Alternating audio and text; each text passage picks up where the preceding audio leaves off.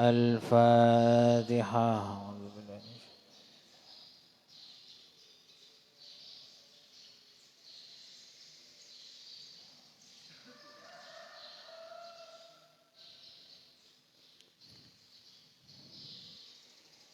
Bismillahirrahmanirrahim. Qala al-muallif rahimahullahu ta'ala wa nafa'ana bi'ulumihi fid dharaini amin. Masih di bab menerangkan tentang bersikap baik terhadap anak yatim, para wanita dan orang fakir miskin. Bagian yang ketiga. Mengapa kita lebih diutamakan untuk menghormati, memberi kasih sayang, bersikap baik terhadap mereka? Para anak yatim, para wanita, para fakir miskin, karena mereka ini oleh Allah Ta'ala dimuliakan, dan Nabi Muhammad diperintahkan untuk melakukan sikap baik daripada memuliakan atau bersikap baik kepada orang lain. Jadi lebih mengutamakan fakir miskin, wanita, yatim piatu daripada yang lain untuk bersikap baik. Apakah untuk yang lain tidak boleh bersikap baik?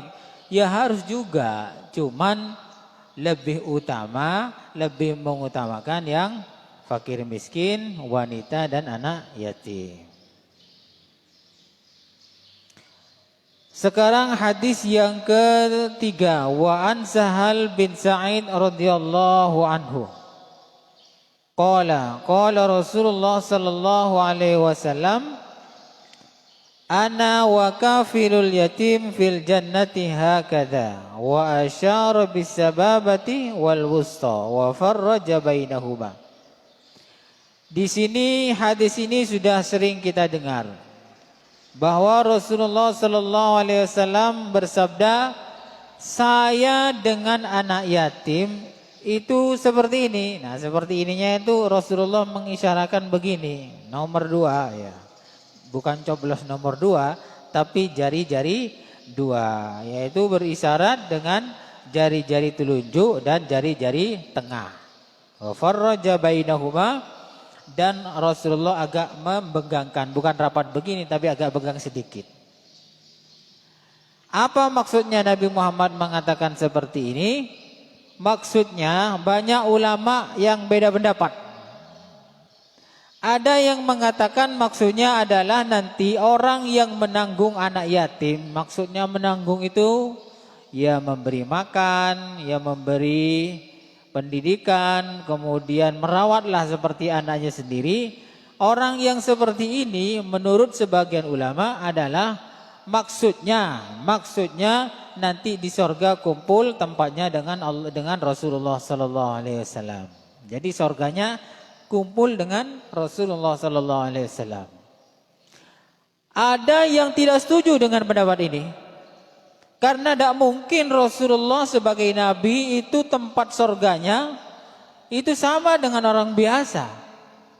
Karena Rasulullah ini nabi yang paling tinggi, imamnya para nabi, jangankan dengan orang biasa yang hanya sekedar menanggung anak yatim, dengan nabi-nabi yang lain pun Rasulullah itu tidak sama surganya. Di atasnya mereka, di atasnya para nabi yang lain.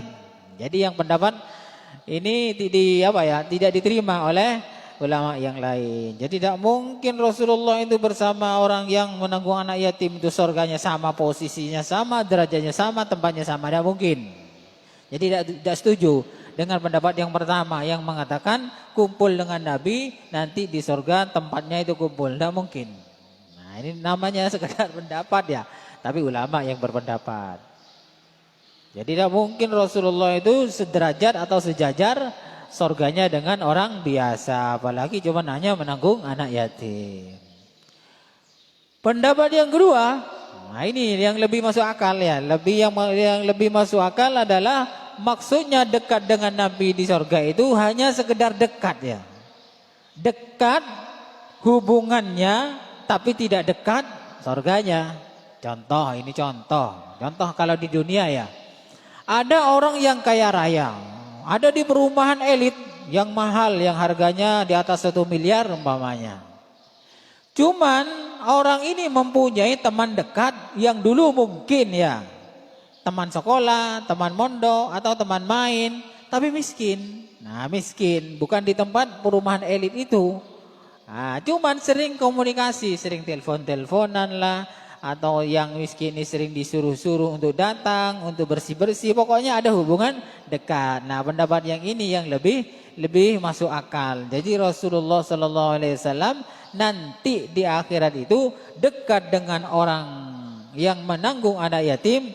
Dekatnya itu bukan soal derajat tempatnya nanti di sorga, tapi dekatnya itu hubungan hatinya yang dekat. Kayak telepon juga ya. Kadang kita ini walaupun setetangga ya, setetangga atau bersaudara tidak punya nomor HP-nya. Tidak punya nomor HP-nya. Sedangkan orang lain yang jauh, yang bukan saudara, bukan teman, bukan tetangga, sering komunikasi, sering telepon-teleponan. Nah, ini yang dimaksud.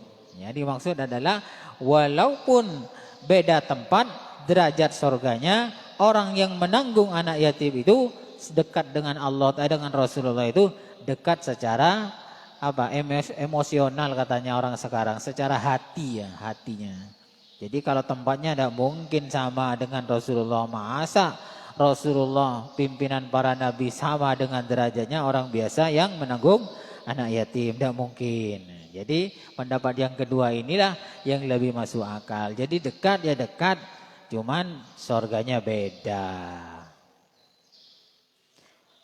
Hadis yang kedua, wa an Abi Hurairah radhiyallahu anhu qala qala Rasulullah sallallahu alaihi wasallam kafirul yatim lahu aw li ghairihi ana wa kahataini fil jannati wa asyara rawi wa huwa Malik ibnu Anas bis sababati wal wusta rawahu Muslim. Hadis ini sebenarnya maksudnya sama dengan tadi di atas, cuman beda yang meriwayatkannya.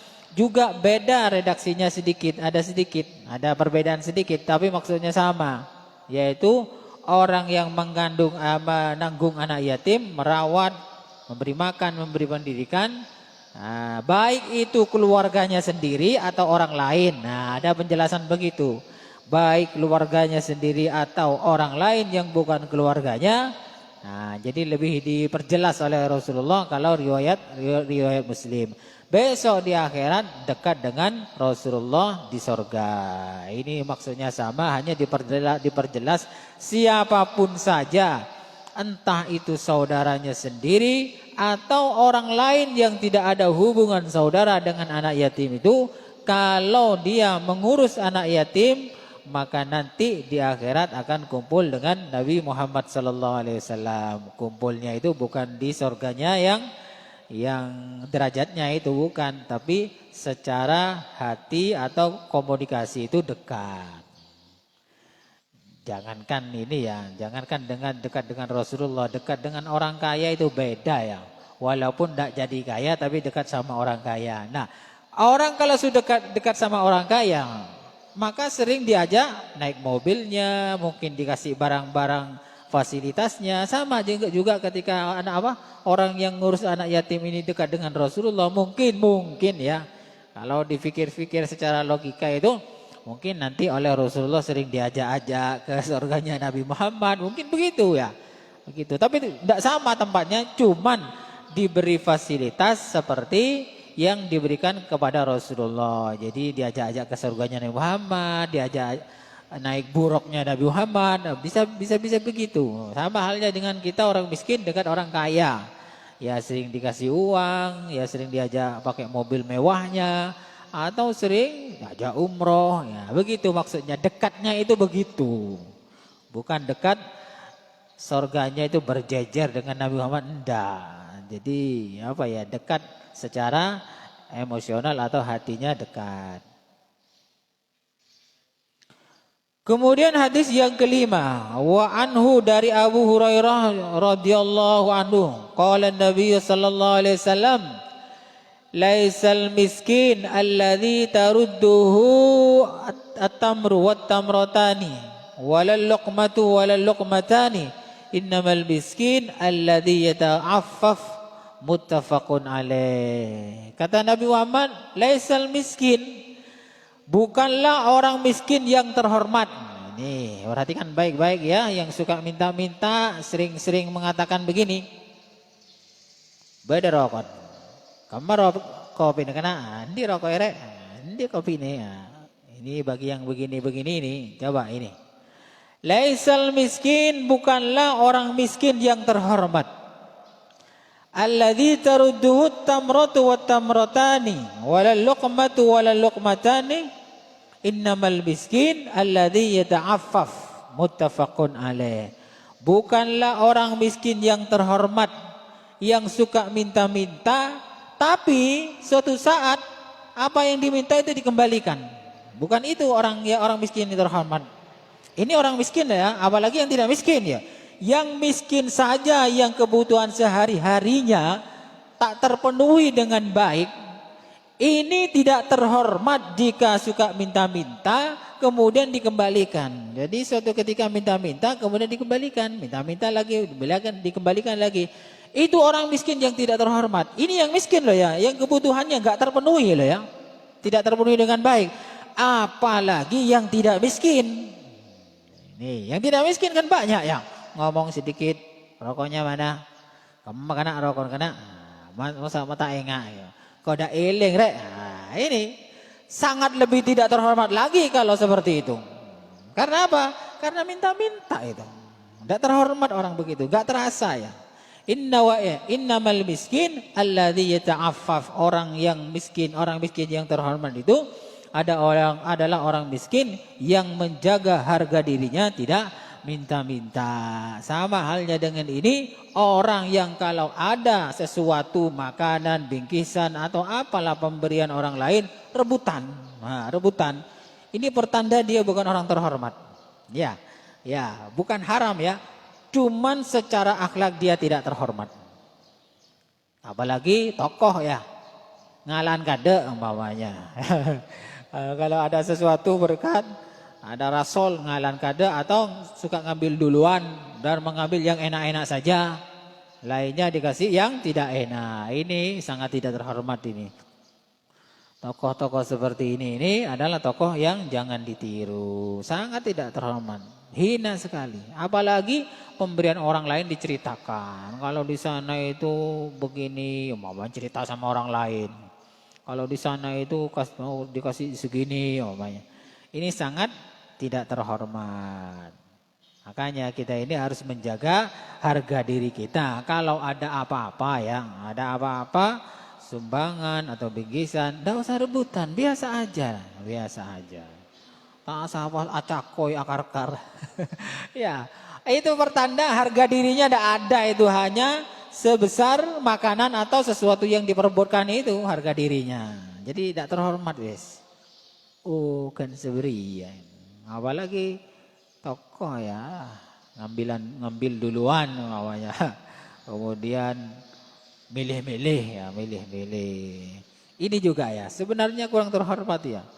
Ini lihat nasi, mamanya ada nasi kotak ya, dikasih, sudah diterima, dibuka, corne, mak tak cocok, ikannya tak cocok, dikembalikan, ditukar itu sudah tak terhormat, harga dirinya hanya sampai di nasi. Kalau sudah dikasih ya itu ya memang nggak kuat, memang kalau nafsu dunianya masih tinggi tidak kuat, ini mesti ditukar itu. Tuh kok tepak tempe ya, cari yang ikan tokol bawahnya. Tuh tepak ke tahu, tukar lagi. Loh tepak kau ini apa ikan lele tapi gereng bawahnya, ditukar lagi wes. Itu pertanda harga dirinya itu sangat rendah, hanya sebatas nasi, ikan lele atau ikan tahu. Jadi kalau sudah dikasih yang benar, orang yang terhormat itu ya diterima, tidak usah dikembalikan ya, tidak usah dikembalikan sibuk. Tak nyaman ya, ada usah gitu. Memang rezekinya sudah begitu. Ini kalau ingin lebih baik, kalau ya ingin seperti masyarakat biasa ya terserah itu pilihan ya. Cukup sekian saja, kurang lebihnya saya mohon maaf.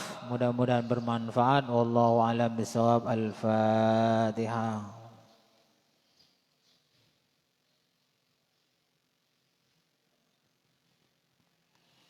Assalamualaikum warahmatullahi wabarakatuh.